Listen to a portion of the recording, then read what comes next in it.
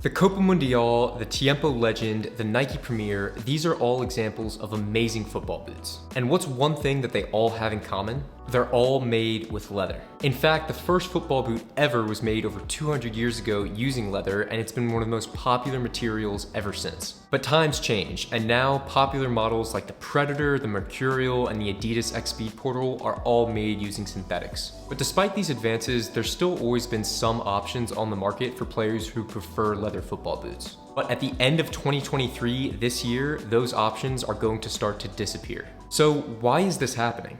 So to understand why leather football boots may be going away, you need to understand the evolving landscape of regulations. Because for decades, regulations around leather have always existed. In 1971, the state of California in the US passed a ban on imports of kangaroo leather products. And that's why still to this day, it's very difficult to buy a kangaroo leather football boot if you live in California. But then things really heated up this year when in January, the state of Oregon passed the same legislation banning kangaroo leather products. And guess which football company is headquartered in the state of Oregon? Nike. So this ban announced in January created shockwaves that spread throughout the entire industry. And not long after that ban, Nike announced that their new line of Tiempos will be synthetic. And along with that announcement from Nike, Puma also released the new Puma King Ultimate, which for the very first time features a full synthetic leather material. And this is the first time we're seeing a Puma King that's not made from leather. So what's going to be the wider impact of all of this legislation? Obviously, just like I mentioned with the Tiempo and the Puma King, some legendary models are going to be disappearing. But those aren't the only models that are going to be affected.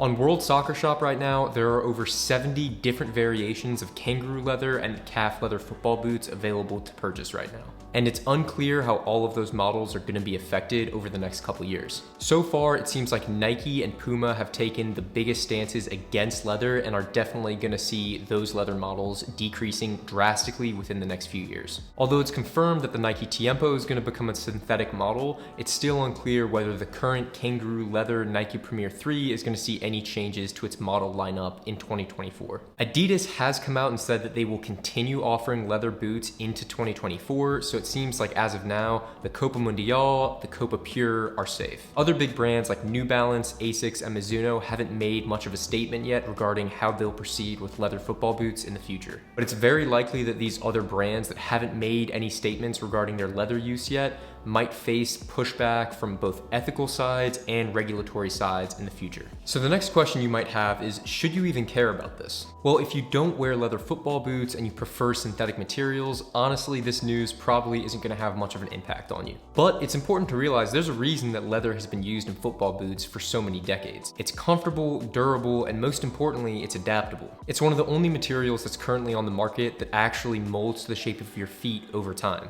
And that's personally one of the reasons I'm such a fan of leather football boots. But even if you don't wear leather all the time, it's important to question why the big brands are doing this. Because on the surface, it may seem like regulations and ethics are a big reason why there's more companies starting to ban leather. But cost savings is often at the root of a lot of these decisions made by big companies. And synthetic materials are cheaper to both source and manufacture than leather. So the question remains, once these boots transfer over to using synthetic leather, will the quality still be there? I haven't had the opportunity to test any of the synthetic leather variations yet, but when I do, I'll be sure to give my feedback. Because ultimately, this could be for the best, but we just need to see how these new models perform and if they're still able to maintain any of that similarity from traditional leather. So if you're concerned about any of this, what can you actually do right now? Well, if you're a fan of kangaroo leather boots or any other leather football boots, you should realize that 2023 is going to be your last chance to get several key models. And this especially applies to both Nike and Puma football boots. And once companies like Nike stop producing these lines of leather football boots,